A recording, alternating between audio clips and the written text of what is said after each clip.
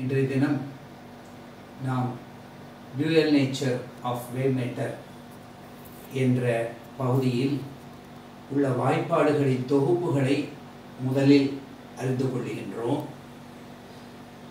இதனைத் தொடர்ந்து இந்த டேவிஸ் அண்ட் ஜெர்மர் எக்ஸ்பெரிமெண்ட் மற்றும் லூயி டி பிராக்லியினுடைய வாய்ப்பாடுகளை பற்றியும் நாம் தெரிந்து கொள்கின்றோம். ஒவ்வொரு வருடமும் வருகின்ற நீட் போன்ற தேர்வுகளிலே இந்த பகுதியிலிருந்து சுமார் 6 to 8 கேள்விகள் வரையிலும் வருகின்றன. இதில் நாம் தெரிந்து கொள்ள வேண்டிய மதிப்பு, அதாவது சில இயற்பியல் காரணிகளின் மதிப்புகளை பற்றியும் நாம் தெரிந்து கொள்ள வேண்டியிருக்கின்றது. அதனால் இந்த வாய்ப்பாடுகள் மிக முக்கியமாக இருக்கின்றது. நான் ஏற்கனவே உங்களுக்கு கூறியது போல பல வண்ண நிறத்தாள்களை கொண்டு ஒவ்வொரு பாட அலகிற்கும் தனித்தனியாக இந்த வகையிலே நீங்கள் எடுத்துக்கொள்ள வேண்டியது. நான் இவை அனைத்தும் தானாகவே உங்களுக்கு எளிதில் விளங்கக்கூடியதாக, அதாவது செல்ஃப் எக்ஸ்பிளனேட்டரியாக இருப்பதனால இந்த பகுதிகளில் அதிகமான நேரத்தை நான் பயன்படுத்தலை. இவற்றை உங்களுக்கு ஒரு மாதிரியாக கொடுக்கின்றேன். இதில் இந்த மாதிரியான வார்த்தைகள் ரொம்ப முக்கியமாக இருக்குது. there is no time delay between incident light and photoelectric emission. இது உங்கள் புத்தகத்தில் photoelectric effect emission is a spontaneous process, instantaneous process என்று கொடுத்திருப்பார்கள். அப்படின்னா அது ரெண்டுத்துக்கு நடுவில் எந்த விதமான கதிர் படுவதற்கும் photoelectric emissionக்கும் இடையில எந்த வகையான கால விரயமும் இல்லை. அதே போல இந்த photoelectric current என்பது up to saturation பெருமளவு வரையிலும் அது directly proportional to intensity தான் இருக்கு. அதனுடைய செறிவுடன் அது நேர் தொடர்பை கொண்டிருக்கின்றது. அப்படிங்கிறத நம்ம தெரிஞ்சுக்கணும். இது எதுக்கு? ஒரு போட்டோ சென்சிட்டிவ் மெட்டீரியலுக்கு அந்த சூட்டபிள் ஃப்ரீக்வன்சியில் இருக்கக்கூடிய அமைப்புகளுக்கு இவ்வாறு இருக்கின்றது அப்படின்னு பார்க்குறோம். ஒரு வாய்ப்பாடு தான். அந்த வாய்ப்பாடை பல்வேறு வகைகளில் நம்ம எழுதும்போது எந்த கூறு வேணும்னாலும் நமக்கு பயன்படக்கூடியதாக இருக்கின்றது அப்படிங்கிறத பற்றி நம்ம இந்த பகுதிகளில் பார்த்துருக்கோம். இது உங்களுடைய புஸ்தகங்கள்லையும் பல்வேறு ரிசோர்ஸ் புக்ஸ்லையும் ரொம்ப அழகாக ஆரம்பத்தில் ஆர்கனைசேஷன் கொடுத்துருப்பாங்க. அங்கே தான் இருக்கே அப்படின்னு விடாமல் இப்போ நான் எப்படி போர்டில் எழுதியிருக்கேனோ அதுபோல் நீங்களும் உங்கள் பேப்பர் எடுத்து எழுதினாதான் உங்களுக்கு அது பிரயோஜனமாக இருக்கும். ஏன்னா நீங்கள் எழுதும் பொழுது தான் நீங்கள் எந்தெந்த இடத்துல எழுதியிருக்கீங்க, அதை மடித்த அடுத்த பக்கத்துக்கு எதை கொண்டு போயிருக்கீங்க அப்படிங்கிற பகுதிகள்லாம் உங்களுக்கு ஞாபகம் வரும். என்ன இருந்தாலும் ஆசிரியர்களுக்கு பல வருடங்களாக நடத்திக்கிட்டே இருக்கிறதுனால அவங்க என்ன செய்வாங்க, சுலபமாக கண்டுபிடிச்சிருவாங்க. ஆனால் மாணவர்களாகிய நீங்கள் இதே சமயத்தில் கெமிஸ்ட்ரி, மேக்ஸு, ஜுவாலஜி, பாட்டனி என்று பல்வேறு பகுதிகளையும் படித்து இந்த தேர்வுகளுக்கு தயாராகும் பொழுது நம்ம செய்யக்கூடிய ஒவ்வொரு பயிற்சியும் முக்கியமாக இருக்குது அப்படின்னு பார்க்குறோம். சரி, இன்றைய தினம் இந்த செட் 3ல் சில கணக்குகளை பற்றி பார்ப்போம். இது எல்லாமே உங்களுக்கு இன்ட்ரடியூஸ் பண்ணுறதுக்கு தான். எப்படி வாய்ப்பாட்டில் நம்ம தெளிவாக இருந்தால் எந்த கணக்கையும் ஒரு கான்ஃபிடன்ஸோட எதிர்நோக்க முடியும் அப்படின்னு பார்க்குறோம். முதல் கணக்கு பாருங்க. a wire of resistance 8 ohm is bent in the form of a circle. Is bent in the form of a circle.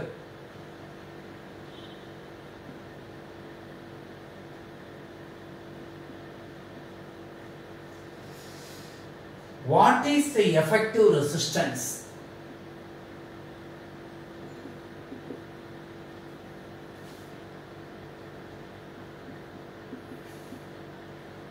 Resistance between A and B.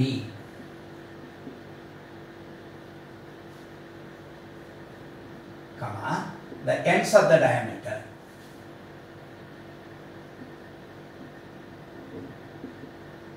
அப்ப டயாமீட்டர்னா அவன் கொடுத்துட்டான் அப்படின்னாலே இது இவ்வாறு இருக்கு.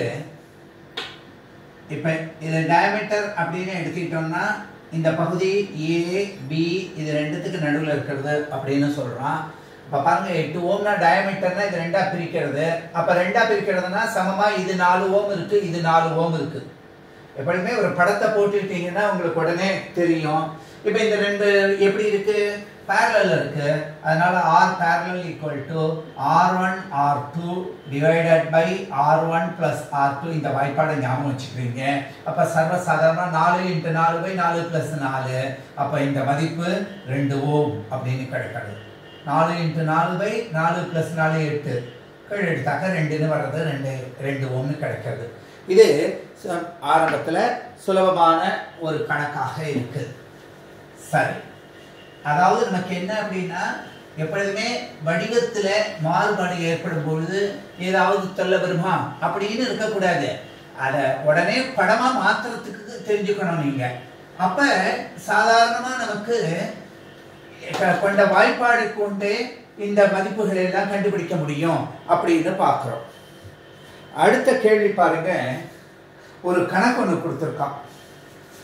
You are required to select a carbon resistor of 47 kilo ohm plus or minus 10% அப்படின்னு கொடுத்துருக்கான். From a large collection. நிறைய மின்தடைகள் கார்பன் ரெசிஸ்டர்ஸ் எல்லாம் ஒரு இடத்துல டப்பால போட்டு வச்சிருக்காங்க. அப்ப இதை எப்படி நீங்க வந்து கரெக்ட் பண்ணுவீங்க? What should be the sequence of color bands? அதனுடைய கலர் கோடு, அந்த வண்ண கோடுகள் இருக்கே அது எப்படி அப்படிங்கறத நீங்க வந்து தெரிஞ்சுக்க சொல்றான். இது வந்து நீங்க முக்கியமா ஞாபகம் வச்சுக்க வேண்டியது என்ன அப்படின்னா black, brown. இந்த ஒரு வாய்ப்பாட்டை எழுதிட்டீங்கன்னா நல்லது. dark brown, red, orange,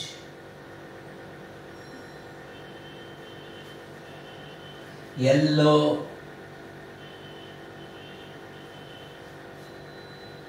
green, blue. புரியுதா? இந்த கலர் கோடு ஞாபகம் வச்சுக்கிறதுக்கு நான் ஒரு வழி சொல்றேன். இப்ப green, blue. அடுத்தது violet, grey, white. இது முதல்ல எண் மதிப்புல இருக்கக்கூடியது. நம்ம கணக்குகளை பற்றி படிக்கும் போது இந்த பாடத்துல நிறைய படிச்சிருக்கோம். இதை எப்படி ஞாபகம் வச்சுக்கிறது? BB Roy, Great Britain, BB Roy, Great Britain,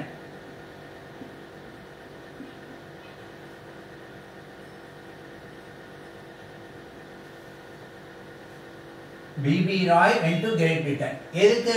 To get a very good wife.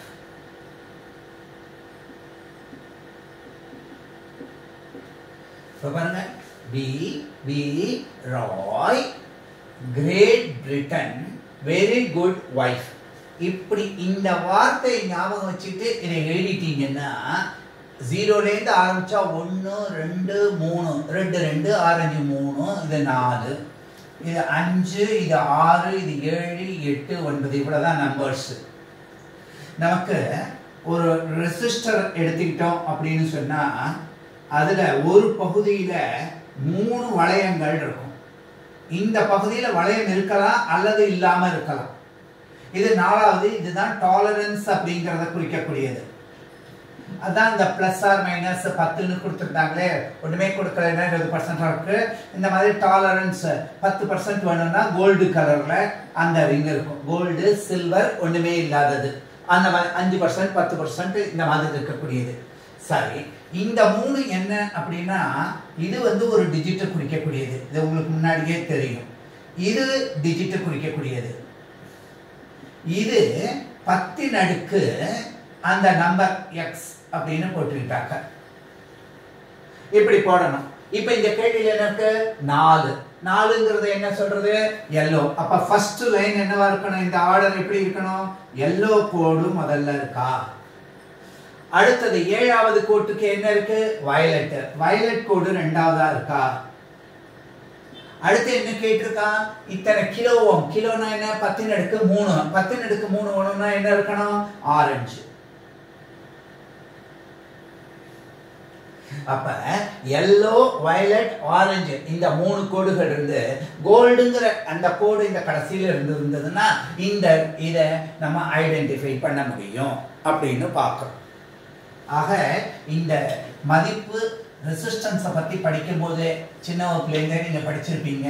Colour code identity அப்படின்னு சொல்லிட்டு அப்ப பிளாக் பிளாங்க், பிரவுனு 1, ரெட் 2 இப்படி ஆரம்பிச்சுட்டு BB Roy Great Britain very good wife அப்படிங்கிறத நீங்க ஞாபகம் வச்சுட்டீங்கன்னா அந்த நம்பர்ஸை எப்பொழுதுமே இந்த நம்பர்ஸை எழுதிடுங்க. நீங்க உங்க பேப்பர்ல கணக்கு போடுறதுக்கு முன்னாடி கிடுகிடுன்னு பிபி ராய் எழுதி வச்சுக்கிட்டீங்கன்னா அதை பார்த்து எழுதுறதுக்கு எந்த விதமான கஷ்டமும் இல்லை. மேற்கொண்டு பல செட்ல நம்ம பார்க்கும்போது சில இதுலயே மாறுபட்டு எப்படிலாம் கேள்வி கேட்க முடியும்னு பார்க்க போறோம். அதுல நீங்க இன்னும் கொஞ்சம் தெளிவா எடுத்துக்கொள்ள முடியும் அப்படின்னு சொல்றேன். சரி, அடுத்து முக்கியமான கேள்வியை பார்க்கிறோம். சில கேள்விகள் அதுல கொடுக்கப்பட்டிருக்கிறதையே நம்ம எப்படி மாத்துறோங்கிறத வச்சுதான் இருக்கு. சிம்பிளான கேள்வி. இந்த கேள்வி பாருங்க, a wire of 15 ohm resistance is gradually stretched. யூனிஃபார்மா என்ன செய்யறாம அப்படியே நீட்டுறான், stretched, நீட்டிக்கிறான், stretched to double its original length. இந்த கணக்கெல்லாம் எளிமையா இருக்கேன்னு பார்க்கறத விட என்ன காரணத்தினால நமக்கு அது எளிமையா இருக்குங்கிறத நீங்க பார்க்கணும். It is then cut into 2 halves, 2 equal parts. ரொம்ப சுலபமா கொடுத்திருக்கா, இதை புரிஞ்சுங்க. These parts are then connected.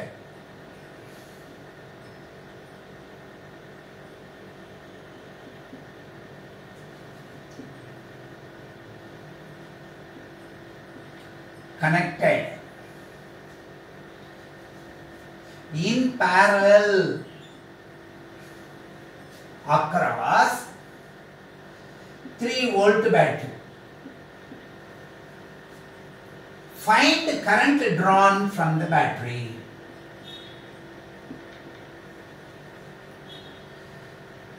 அப்ப இதுல என்ன அப்படின்னு நல்ல ஞாபகம் வச்சீங்க. ஒரிஜினல் ஏரியா ஆஃப் கிராஸ் செக்ஷனை A அப்படின்னு எடுத்துப்போம். Area of cross section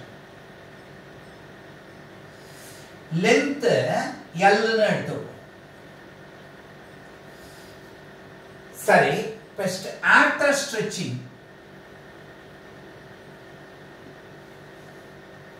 area என்ன ஆகுது, A' ன்னு இருக்கட்டும், லென்த் என்ன ஆகுது, L' ன்னு இருக்கட்டும்.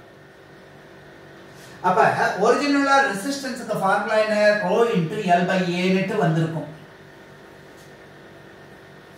நல்ல கவனிங்க இதுல. அப்ப 15 ஓம் கொடுத்திருக்காங்க. அந்த மதிப்பு என்ன ஆயிருக்கு, ρ * L/A அப்படிங்கறதா இருக்கு. இது ஒரு முக்கியமான பகுதியா நம்ம வச்சிருப்போம். அது இன்க்ரீஸ் பண்ணாலும் டிக்ரீஸ் பண்ணாலும் வால்யூம் ரிமைன்ஸ் தி சேம். இதுதான் ரொம்ப முக்கியமானது. Volume remains same. அதாவது பிஃபோர் ஸ்ட்ரெச்சிங்கோ ஆஃப்டர் ஸ்ட்ரெச்சிங்கோ. அப்ப என்ன சார் அர்த்தம், A * L அப்படிங்கிறது A' * L அப்படிங்கிறதுக்கு சமம். ஆனா இந்த L' அப்படினுட்டு இந்த மதிப்பு L' னுடைய மதிப்பு என்னன்னு கொடுத்திருக்கான், it is double to double its original length. அப்ப புது லென்த் இந்த மாதிரி இருக்கு. அப்ப A' னுடைய மதிப்பு இந்த வாய்ப்பாட்டில இருந்து நமக்கு என்ன கிடைக்கிறது அப்படின்னு கேட்டா A / 2 அப்படின்னு கிடைச்சிருது இல்லையா. இங்க பாருங்க, L' 2L அப்படின்னு போட்டுட்டாக்க A' மட்டும் வரணும்னா அந்த 2 மட்டும் தானே வரும். அப்ப இந்த மதிப்பு முக்கியமானதா இருக்கு.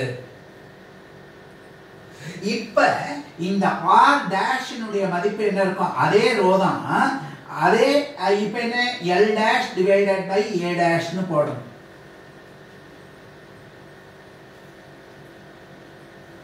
அப்ப ரோ இன்டு எல் டேஷ்னுடைய மதிப்பு என்னவா இருக்கு? பழசுபடி 2l இருக்கு. a னுடைய மதிப்பு என்ன இருக்கு? a/2 னு கண்டுபிடிச்சு வச்சிருக்கீங்க. அப்ப இந்த மதிப்புகள் எல்லாம் எடுத்தா நமக்கு என்ன அப்படின்னு கிடைக்கிறது? r டேஷ்னுடைய மதிப்பு பாருங்க, இந்த 2 இருக்கு, இந்த மதிப்பு இருக்கு பாத்தீங்களா? r டேஷ்னுடைய மதிப்புல இந்த 2ங்கிறது கீழே இருந்து மேல போச்சுன்னா 4, அப்ப ஈக்குவல் டு 4 டைம்ஸ் r ன்னு தானே கிடைக்க போறது. r ஓட மதிப்பு என்னன்னு கொடுத்திருக்கான்? 15 ஓம்னு கொடுத்திருக்கான். அப்ப இந்த மதிப்பு r டேஷ்னுடைய மதிப்பு நமக்கு என்னன்னு கிடைக்கிறது? 60 ஓம் அப்படின்னு கிடைக்கிறது. சரி, முதல்ல மதிப்பு கண்டுபிடிச்சா r டேஷ்னுடைய மதிப்பை கண்டுபிடிச்சாச்சு. இப்ப புதுசா ஸ்ட்ரெச் பண்ண அப்புறம் வந்தத அதை இப்ப ரெண்டா கட் பண்ணா ஒவ்வொரு ரெசிஸ்டன்ஸினுடைய மதிப்பு R1 R2 னு ரெண்டா போறது. அது ஒவ்வொன்னு எவ்வளவு இருக்கு? 30 ஓமா இருக்கு. இப்ப இந்த 30 ஓம் எப்படி இருக்கு? parallel to the battery. அப்ப அப்படினா 30 into 30 divided by 30 plus 30 என்னன்னு கிடைக்கும்? 60 அப்படின்னு கிடைச்சது. அப்படினா இது ரெண்டால அடிச்சா இது மொத்தம் 15 ஓம் கிடைக்கும். இதான் முக்கியம். சரி சார், இதோட கணக்கு முடிஞ்சிருச்சா? Find I. அப்ப I ஈக்குவல் டு என்னன்னு தெரியும்? V divided by R. இந்த எஃபெக்டிவ் ரெசிஸ்டன்ஸ்னால அவன் எத்தனை வோல்ட்ல கனெக்ட் பண்ணிட்டான்? 3 வோல்ட். 3 divided by 15. அப்ப என்னன்னு கிடைக்கும்? 1/5 ஆம்பியர். இத 0.2 ஆம்பியர்னு சொன்னாச்சு. 1/5 ஆம்பியர்னு கண்டுபிடிக்கிறீங்க. ஆக கொடுக்கப்பட்டிருக்கிற கணக்கை நம்ம புரிந்து அந்த முக்கியமான வைட்டல் பாயிண்ட் இங்க என்னவா இருக்கு? வால்யூம் ரிமைன்ஸ் தி சேம் தான் நமக்கு இமிடியேட்டா அந்த a மதிப்புகள் எப்படிங்கறத கண்டுபிடிக்க முடியும். இது ரொம்ப ரொம்ப சாதாரணமான கணக்கு மாதிரி தோணும். ஆனா நிறைய பசங்க, ஏன்னா நாங்க மாக் டெஸ்ட் நடத்தும் பொழுது நல்லா படிக்கிற பசங்க ரொம்ப கஷ்டமா மட்டையை உடைச்சுக்கிற வாய்ப்பாட்டில எல்லாம் கூட சரியா போட்டுருவாங்க. இந்த மாதிரி கணக்குல அந்த ஒரு பொறுமை இல்லாததுனால அவங்களால என்ன செய்ய முடியறது இல்ல? பெர்ஃபெக்ட்டா போட முடியறது இல்ல. ஆனா நம்ம இதுல கொஞ்சம் கேர்ஃபுல்லா இருக்கணும். ஆரம்பத்திலேருந்தே சொல்றேன், ஒரு கணக்கை எடுத்து பார்க்கும்போது அதுல மட்டும் நீங்க கான்சென்ட்ரேட் பண்ணீங்கன்னா இந்த மாதிரி கணக்கெல்லாம் ஈஸியா பார்க்கலாம். இப்ப அடுத்தது ஒண்ணு சொல்றேன் பாருங்க. A cyclotron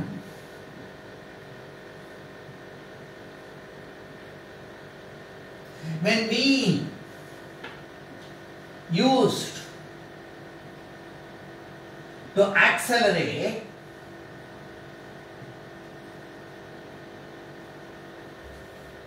positive ion.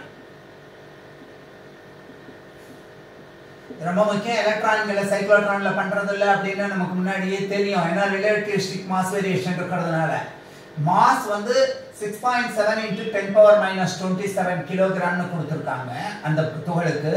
அதனுடைய சார்ஜ் மதிப்பு என்ன கொடுத்திருக்காங்க? 3.2 into 10⁻⁻19 கூலும். இதுல இருந்து 2 எலக்ட்ரானுடைய மாஸ் சேர்ந்து 2 புரோட்டானா இருக்கக்கூடியதா இருக்கு அப்படின்னு தெரியுது.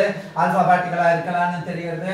என்ன வேணாலும் இருக்கட்டும். இப்ப மேக்னெட்டிக் ஃபீல்ட் இங்க இருக்கக்கூடியதுல என்ன சொல்லியிருக்கா அப்படின்னா π/2 டெஸ்லா அப்படின்னு கொடுத்திருக்கான். Tன்னு கொடுத்திருப்பான். அப்ப நம்ம வந்து என்னென்ன எடுத்துக்கணும்? அத டெஸ்லா அப்படின்னு எடுத்துக்கணும்.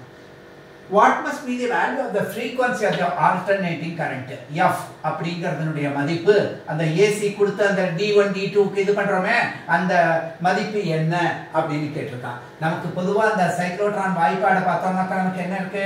QB divided by 2πm. இவ்வளவுதான். ரொம்ப சுலபமானது அந்த frequency-க்கு. அப்ப இந்த F க்கு மதிப்பை பிரதியிடணும்னா ஜஸ்ட் 3.2 10⁻⁻19 இங்க கொடுத்திருக்கான் Q னுடைய மதிப்பு. B யோட மதிப்பை என்ன கொடுத்திருக்கான்? π divided by 2 அப்படின்னு கொடுத்திருக்கான். டிவைடட் பை இங்க ஒரு π வேற இருக்கு. அதனால கவலையே பட வேண்டாம், பயப்படவே வேண்டாம். 6.7 into 10⁻⁻27. அப்ராக்சிமேட்டா இந்த மதிப்பு என்னன்னு கிடைக்கிறது? 1.2 into 10⁻⁷. இங்கெல்லாம் ரொம்ப முக்கியம் என்ன அப்படின்னா இந்த 10 அடுக்குகளை கால்குலேட் பண்ணும்போது தான் நீங்க கரெக்டா இருக்கும். இந்த தோராயப்படுத்துதல்ல அப்ப இதுக்கு உண்டான அலகு என்னவா இருக்கும் சைக்கிள் பர் செகண்ட் இன்னும் சைக்ளோட்ரான்ல கேள்வி கேட்டாங்களே அது இதுன்னுட்டுலாம் நம்ம நினைக்கிறதுக்கே இல்லை அங்க சைக்ளோட்ரான்னா அங்க இருக்கிற வாய்ப்பாடு என்ன மூணு வாய்ப்பாடு தான் கொடுத்துருக்கான் அதுல ஒரு வாய்ப்பாடு ஃப்ரீக்வன்சியினுடைய மதிப்பு QB டிவைடட் பை 2πm என்பதாக இருக்கு நம்ம நிறைய எம்பிஸ் கல்வி ஆர் ஈக்குவல் டு அப்படிங்கிறதெல்லாம் போட்டு தானே அதை போட்டோம் BQV போட்டு தான் அந்த மதிப்பை கண்டுபிடிச்சோம் ஆக சைக்ளோட்ரான் பாடம் நடத்தக்கூடிய வீடியோவை நீங்க பாத்தீங்கன்னா அதுல இந்த வாய்ப்பாடுகள்லாம் எப்படி வந்திருக்குங்கிறது கிளியரா தெரியும் நமக்கு இப்ப வாய்ப்பாட்டினுடைய தொகுப்புலேருந்து நேரடியா எப்படி கணக்குகள் போடுறது அதான் இந்த முதல் 5 செட்டு இப்ப 3வது செட் பார்த்துட்டு இருக்கோம் இந்த 2 செட்டு முடிஞ்சிருச்சுன்னா நம்ம தொடர்ச்சியா மாடல் பேப்பரா பார்க்கணும் அப்படி பார்த்துட்டு வந்தோம்னா தான் நம்மளால குறுகிய கால அளவுல அதிகமான கணக்குகளை பார்க்க முடியும் சரி அடுத்தது ஒன்று கேள்வி கேட்கிறான் பாருங்க a circular coil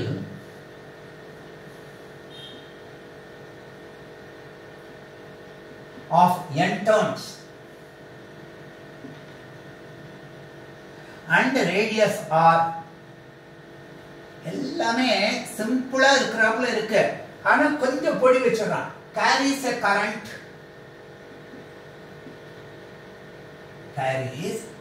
current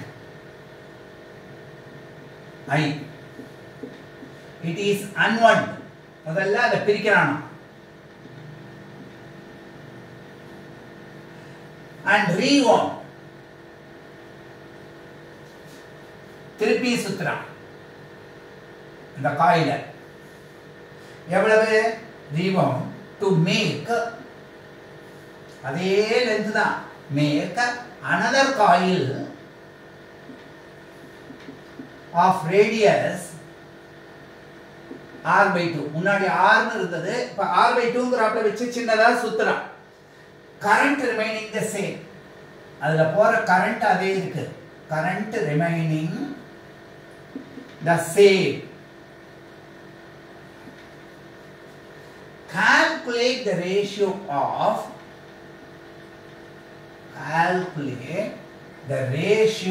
of magnetic moment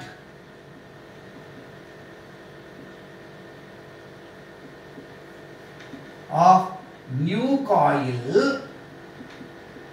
with the original coil அந்த ஒரிஜினல் காயிலுக்கு ஒரு மேக்னெட்டிக் மொமெண்ட் இருக்கணும் காந்த திருப்புத்திறன் இப்ப இருக்கக்கூடியதுக்கு ஒன்று இருக்கணும் இந்த மதிப்பு என்ன அப்படிங்கிறான் அப்ப நல்லா கவனிச்சு பாருங்க லென்த்ங்கிறது சமமா இருக்கு அப்ப லென்த் ரிமைனிங் தி சேம் இதுல என்ன லென்த் அதே காயில தான் ரெண்டா பிரிச்சிருக்கான் முதல்ல பெரிய வட்டமா சுத்தின காயிலா சுத்தினவன் அடுத்தது r/2 ரேடியஸ் ஆரத்தை கொண்டு சுத்திருக்கான் ரிமைனிங் தி சேம் அப்ப என்ன அர்த்தம் லென்த் என்ன ஒரு சர்க்கிளுக்கு 2πr அப்ப n1 into 2πr அப்படின்னு போட்டிருந்தா இது எதுக்கு சமம் இரண்டாவது தடவை பாதியா சுத்தும் போது நிறைய சுற்றுகள் இருந்திருக்கும் அதுக்கு இப்ப என்ன சொல்லியிருக்கான் 2πr அப்படிங்கறது r1 புதுசா வரும் அந்த இடத்துல என்ன இருக்கு அப்படின்னு தெரியும் நமக்கு r/2 அப்படின்னு கிடைக்கும் ஏன்னா அந்த ரேடியஸனுடைய மதிப்பு r/2 ன்னு ஆயிடுது இப்ப இந்த பெருக்கல் n1 into this இது ஈக்குவலா இருக்கு அப்படின்னு சொல்லிட்டான் எப்ப இந்த மதிப்பு இருக்கோ இப்ப இதுல இருந்து நமக்கு n2 னுடைய மதிப்பு என்ன கிடைக்கிறது அப்படினா இங்க பாருங்க 2πr போயிடுச்சுனா இந்த 2 மட்டும் தானே வருது இந்த 2ங்கிறது இங்க வந்ததுனா 2 டைம்ஸ் n1 அப்படிங்கிறது கிடைச்சிருந்தா இந்த மதிப்பை முதல்ல தெரிஞ்சுக்கிறோம் சரி சார் அப்ப ratio of the magnetic moments எப்படி நம்ம வந்து கண்டுபிடிக்கலாம் அப்படினு பார்த்தா ratio of the magnetic moments இது போன இதுல கூட நம்ம பார்த்திருந்தோம் அந்த magnetic moment current having circular காயில்ல என்ன வரும்னா NIA அப்படினு வரும் அப்ப m1 divided by m2 அப்படினு எடுத்தா நமக்கு என்ன மதிப்பு எடுக்கலாம் n1 I A1 divided by n2 I A2 அப்ப இங்க n1 I இந்த a1 அப்படிங்கிறதுக்கு என்னென்ன போடலாம் pi into r1 square pi r square தானே சர்க்கிளுக்கு உண்டான ஏரியா சரி இப்போ இந்த n2 அப்படிங்கிறதுக்கு நம்ம என்ன வாய்ப்பாடை சப்ஸ்டிட்யூட் பண்ணலாம் n2ங்கிறது 2n1 ன்னு வெச்சுப்போம் அந்த இடத்துல 2n1 ன்னு வெச்சிட்டோம் இந்த I மதிப்பு அப்படியே இருக்கு அத தவிர என்ன இருக்கு அப்படினு பார்க்கறோம் r/2 அப்படிங்கறதா வரக்கூடியத பை அந்த பை அப்படியே இருக்கு r2 அப்படிங்கறத r/2 ன்னு ஆறுது r/2 whole square by r square அப்ப இதுல என்னென்ன மதிப்புகள்லாம் இருக்கு பாருங்க இந்த n1 அது போயிடுச்சு இந்த I பை போயிடுச்சு இப்போ இந்த மதிப்பு என்ன இருக்கு இத r1 ஸ்கொயர்ங்கறத r ன்னு வெச்சிட்டோம்னா இந்த இடத்துல r/2 ஸ்கொயர்ல r ஸ்கொயர் போயிட போறது அப்ப ஏற்கனவே இது 1/2 ல வந்து என்னன்னு கிடைக்கிறது அப்படினு பாப்போம் இங்க 1/2 இருக்கு இந்த இடத்துல 2 ஸ்கொயர் 4 ஆகி அது மேல போறது அப்ப ஆட்டோமேட்டிக்கா இந்த மதிப்பு என்னன்னு தான் கிடைக்கிறது நமக்கு 2 ரேஷியோ கேட்டிருக்கிறதுனால நம்ம என்ன எழுதுவோம் 2:1 m1:n2 என்னன்னு எழுதுறோம் 2:1 அப்படின்னு எழுதுறோம் ஆக நமக்கு இந்த வாய்ப்பாடு நம்ம ஞாபகத்துக்கு வருதா இந்த இடத்துல என்னங்க லெந்த் ரிமைனிங் தி சேம் அப்ப லெந்தை எப்படி ஒரு சர்க்கிளுக்கு அதனுடைய சர்க்கம்ஃபரன்ஸ்ல இருந்து எப்படி லெந்தை எடுத்து பார்க்கிறது அப்படிங்கறத நீங்க தெளிவா தெரிஞ்சுக்கணும்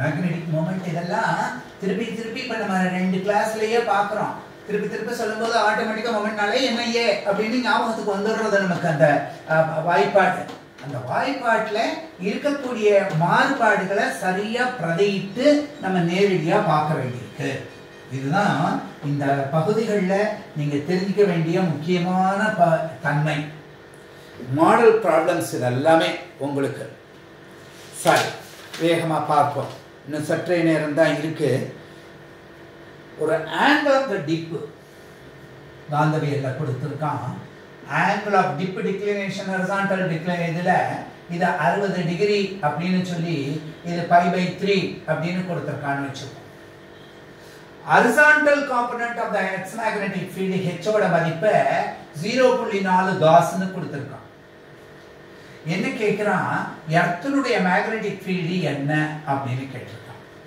நமக்கு என்ன வாய்ப்பாடு தெரியும் H = BE cos delta அதாவது இந்த டிப்பினுடைய மதிப்பு இந்த வாய்ப்பாடு நமக்கு ஞாபகம் இருக்கணும் அப்ப BE னுடைய மதிப்பு என்ன அப்படினு சொன்னா H/cos delta ன்னு தானே எழுத போறோம் சர்வசாதாரணமா பாருங்க 0.4 divided by இந்த வாய்ப்பாடு இருந்தா நம்மளால முடியும் cos 60 அப்ப cos 60 ஓட மதிப்பு என்ன sin 30 ஓட மதிப்பு 1/2 அப்ப அந்த மதிப்புக்கு என்னன்னு எழுத முடியும் 0.4 divided by என்னன்னு எழுதுறோம் 1/2 ன்னு எழுதுறோம் இது மேல வந்ததுனா 0.8 காஸ் என்று நமக்கு தெரிகிறது B னுடைய மதிப்பு டெஸ்லான்னு சொல்லுவோம் அப்ப இந்த மதிப்புகளை ஈஸியா போடுறதுக்கு உண்டான வாய்ப்பாடா இது அமையிறது சரி சார் அடுத்து ஒரு கணக்கு பார்க்கிறோம்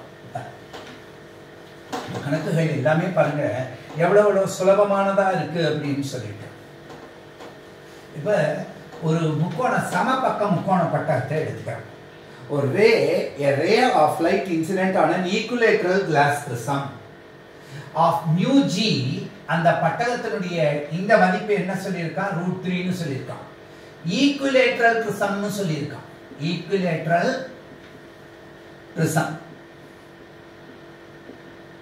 இன்னொரு கண்டிஷன் என்ன சொல்லியிருக்கான் இதுல போகக்கூடிய அந்த refracted ray inside the prism parallel to base refracted ray goes parallel to prism base of the prism இதையும் சொல்லிட்டான் என்ன கேட்டிருக்கான் find angle of incidence முதல் பக்கத்துல விழக்கூடிய படுகோணத்தினுடைய மதிப்பு என்னன்னு கேட்டிருக்கான் இப்ப பாருங்க உடனே நம்மளுடைய வேலை என்ன இருக்கு இந்த மாதிரி அந்த முக்கோண பட்டத்தை எடுத்துட்டோம் ABC ஈக்குவலேட்டரல் பிரிசம்னா இதுவும் 60 டிகிரி இதுவும் 60 டிகிரி இதுவும் 60 டிகிரி சரி, இதை குறிச்சுக்கிட்டோம். இப்போ அவன் கொடுத்துருக்கிறது படி இந்த இடத்துக்கிட்ட ஒரு குத்துக்கோடு, இந்த பகுதியிலேருந்து குத்துக்கோடு இப்படி போகிறது, இதையும் போட்டாச்சு. இப்போ இது குத்துக்கோடாக இருக்குனாக்கா இப்போ இப்படி போகும் பொழுது இந்த கோணத்தினுடைய மதிப்பு ஐ மதிப்பு என்னன்னு கேட்குறான்.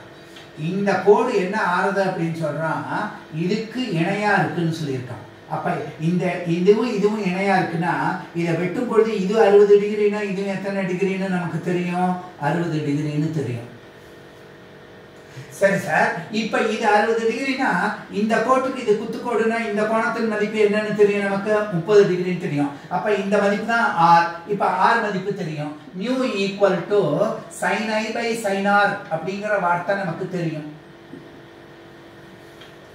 அப்ப மியூவோட மதிப்பு அவன் என்ன கொடுத்துறான், √3 equal to sine i divided by sin r. sin r ஓட மதிப்பு என்ன இருக்கு, இங்க 30 டிகிரி இருக்கு, sin 30 டிகிரி. அப்ப sin i ஓட மதிப்பு √3 into 1/2. அப்ப √3/2. √3/2 அப்படிங்கிறது எந்த மதிப்புக்கு இருக்கு, sin 60 இருக்கு.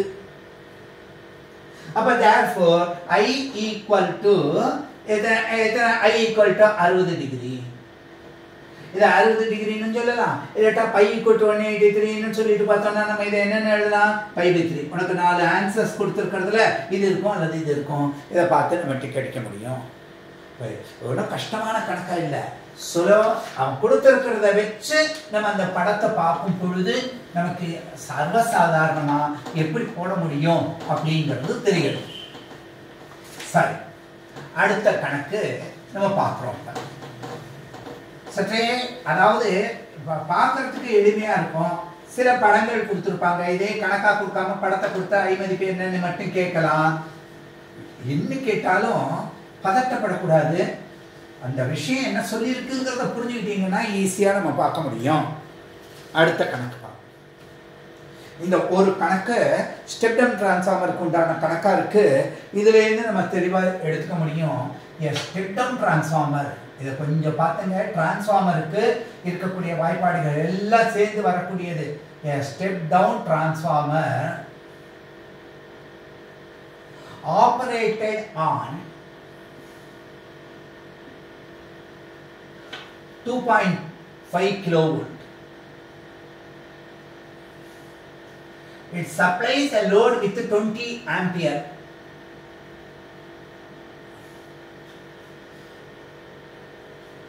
Ratio of winding சுற்றுகளின் வீதம் primary to secondary